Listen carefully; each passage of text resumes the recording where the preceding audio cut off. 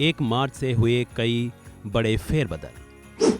LPG gas कीमतों में बदलाव, फिक्स डिपॉजिट की ब्याज दरों में भी बदलाव।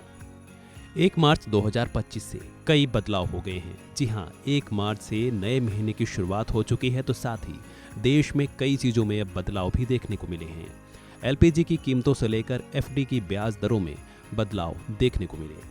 आज से भी कई नियमों में बदलाव होने जा रहा है, जिसका असर आपकी जेब पर सीधा पड़ने वाला है।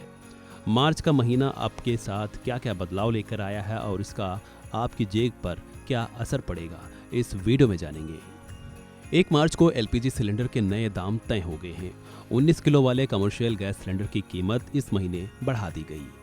दरअसल ऑयल कंपनियों ने एलपीजी गैस सिलेंडर को लेकर झटका दे दिया है। दिल्ली से लेकर अन्य शहरों तक सिलेंडर के दाम 6 रुपये बढ़ाए गए, जबकि पिछले महीने बजट के समय 19 किलो वाले कमर्शियल गैस सिलेंडर की कीमत में 7 रुपये का बदलाव देखा गया था। तब ये 7 रुपये कीमत कम की गई थी, लेकिन अब ये राहत वापस ले ली गई। बता दें कि ऑयल मार्केटिंग कंपनियां हर महीने की पहली तारीख को एलपीजी गैस सिलेंडर की कीमतों में बदलाव करती हैं। एलपीजी गैस सिलेंडर की कीमतें बढ़ने के बाद लोगों के महीने के बजट पर असर पड़ सकता है। इसके अलावा यूपीआई से इंश्योरेंस का प्रीमियम भरना भी अब आसान हो गया है। नई महीने की शुरुआत के साथ ही यूपीआई से लेन देन में बड़ा बदलाव हो गया।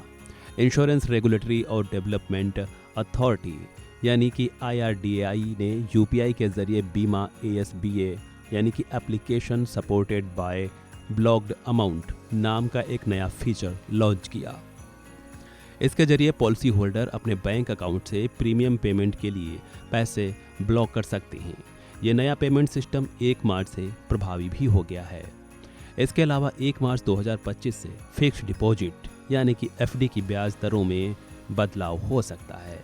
बैंक एफडी पर ब्याज दरें घटा भी सकते हैं और बढ़ा भी सकते हैं। बैंक अपनी लिक्विडिटी और वित्तीय जरूरतों के हिसाब से ब्याज दरों में फेरबदल कर सकते हैं।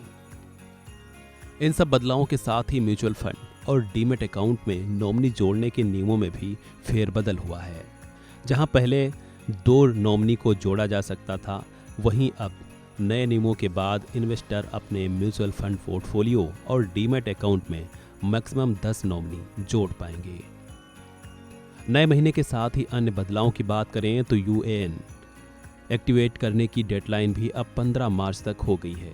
जहां ये पहले तारीख 15 फरवरी थी, लेकिन अब इसे बढ़ाकर 15 मार्च कर दिया गया है, यानी कि अब और समय दे दिया गया है।